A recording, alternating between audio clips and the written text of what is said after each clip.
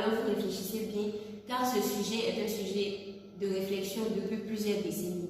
Un constat plus que visible est le fait que la planète se réchauffe de plus en plus.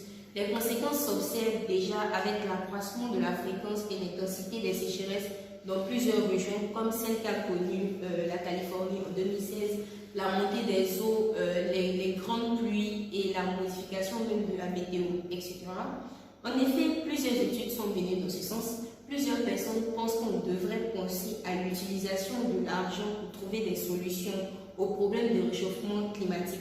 Mais on se demande bien, l'Afrique n'étant pas très riche, est-ce que celle-ci ne serait pas défavorisée par rapport à cela? Je suis Myriam Kassambara pour réfléchir ou débattre sur cette problématique. Nous avons M. Sanogo Telman et M. Dossou Philippe. Alors, bonjour, M.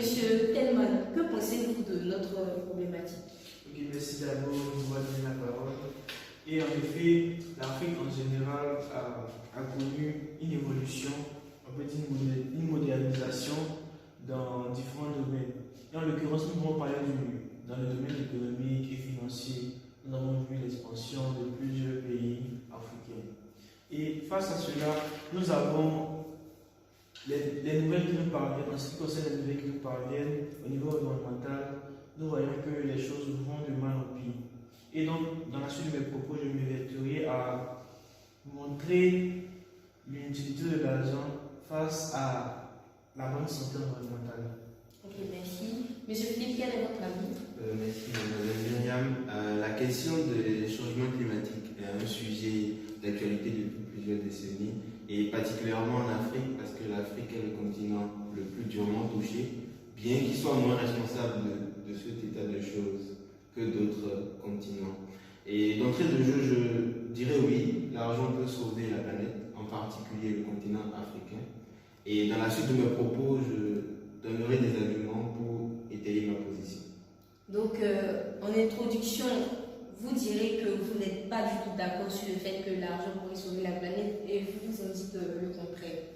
Alors, M. Telman, quel est votre argumentaire? Comment défendez-vous votre avis? Merci encore. Et donc, d'abord, nous voyons que en Afrique, durant ces dernières décennies, nous avons eu la création de nombreuses industries.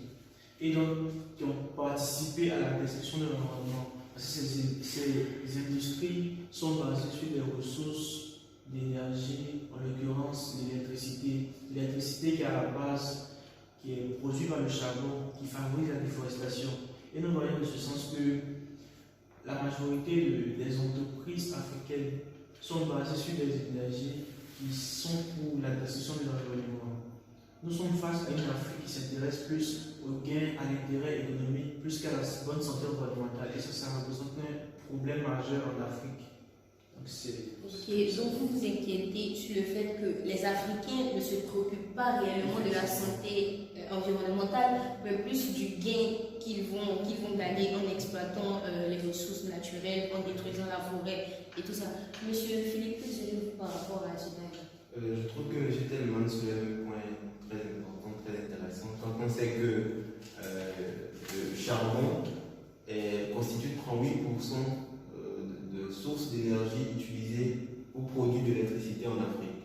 Et cela pose effectivement un problème quand on sait qu'elle est responsable d'émissions de gaz à effet de serre dans son exploitation. Pour moi, il est évident que l'Afrique a un potentiel en termes d'énergie renouvelable. Je donnerai deux statistiques clés pour illustrer cela.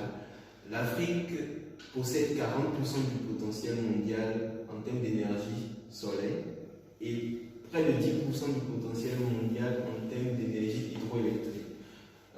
Ces deux sources d'énergie peuvent constituer une alternative crédible à l'utilisation du charbon, et sa mise en exploitation nécessite un investissement financier très important et massif afin de réduire l'impact déjà sur l'environnement et de mettre en place des conditions qui vont permettre à ce que les populations vivent mieux tout en respectant l'environnement. Ah, d'accord. l'Afrique dispose de grandes qualités qui sont par exemple l'énergie solaire et autres qu'on pourrait bien exploiter juste avec un investissement local. Monsieur Telman, pensez-vous que cela est totalement végétable? Ok, merci Mademoiselle Cassandra.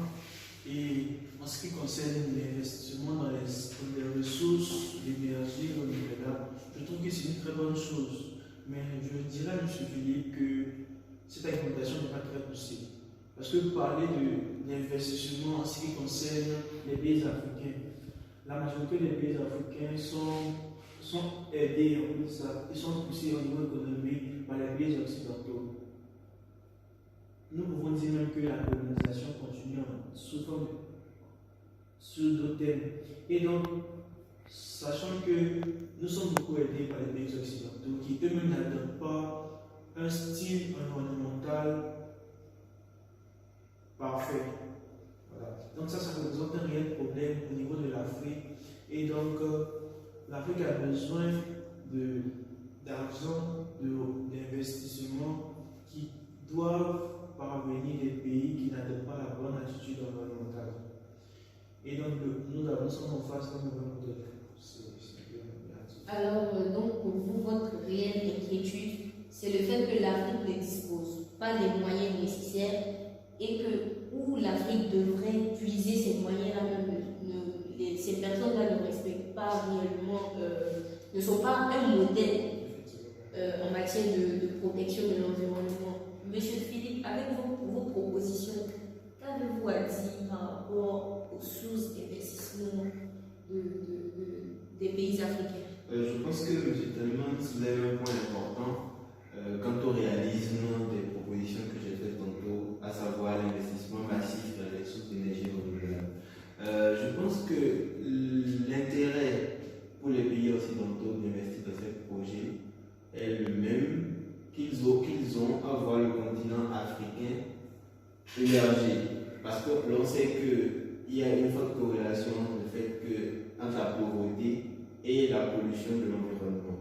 Et pour rebondir sur ce que vous avez dit, il existe des organismes internationaux tels que la Banque mondiale et le FMI, dont les principaux axes de financement en Afrique sont des projets qui vont dans le sens des énergies renouvelables et de la sauvegarde de l'environnement.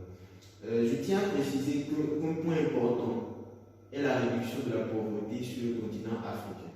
Et cela va passer par la mise à disposition des populations d'accès à l'eau, à des soins de santé, à l'éducation, pour favoriser la prise de conscience de l'urgence climatique et pour l'adoption des gestes utiles pour la sauvegarde de l'environnement.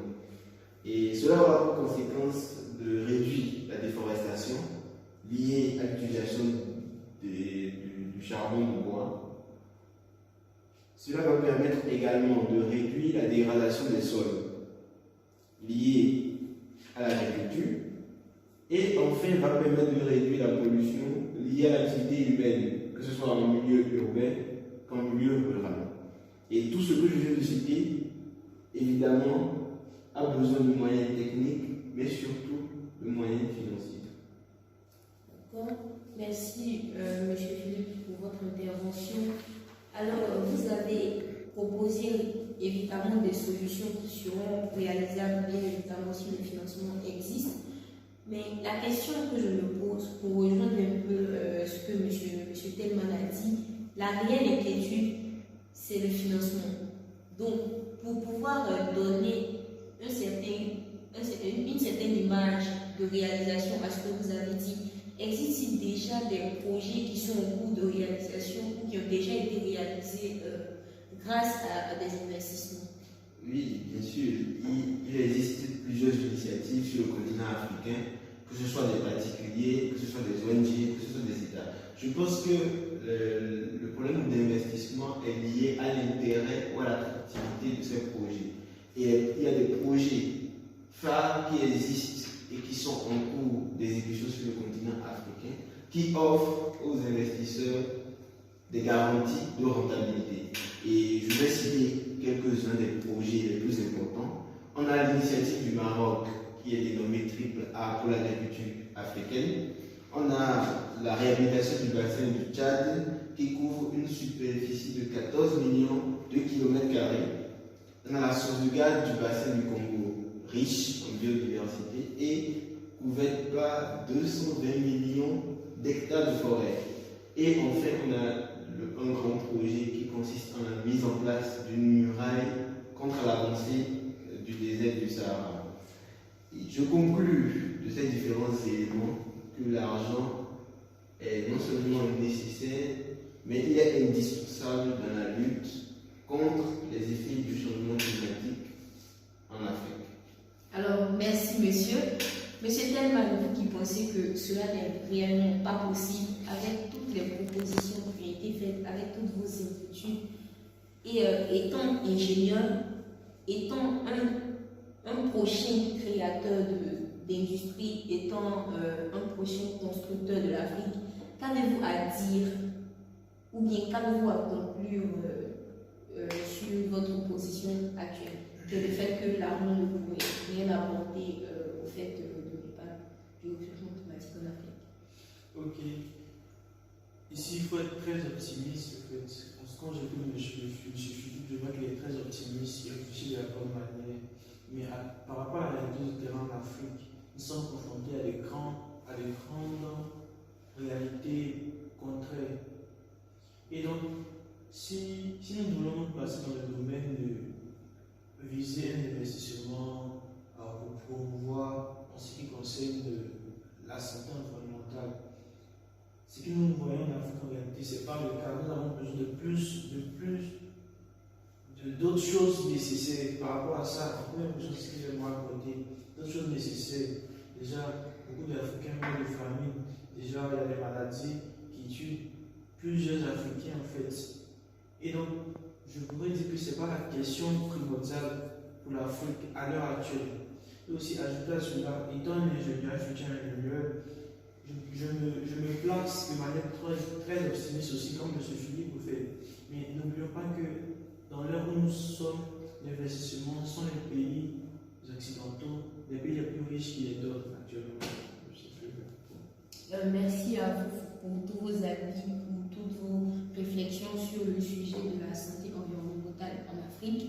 Pour conclure, nous dirons que l'investissement en Afrique serait bien possible dans le sens où nous devons débattre réellement, montrer la nécessité de certains projets réalisables en Afrique, trouver les investissements, mais cela ne suffit réellement pas au problème de l'Afrique, car il y a aussi un problème social, il y a aussi un problème de réflexion, un problème de prise de conscience, plusieurs autres problèmes. Oui, l'investissement va participer à préserver l'environnement, mais il y a d'autres problèmes qu'on devrait réfléchir aussi à pouvoir régler, qui ne sont pas des problèmes forcément liés à l'investissement.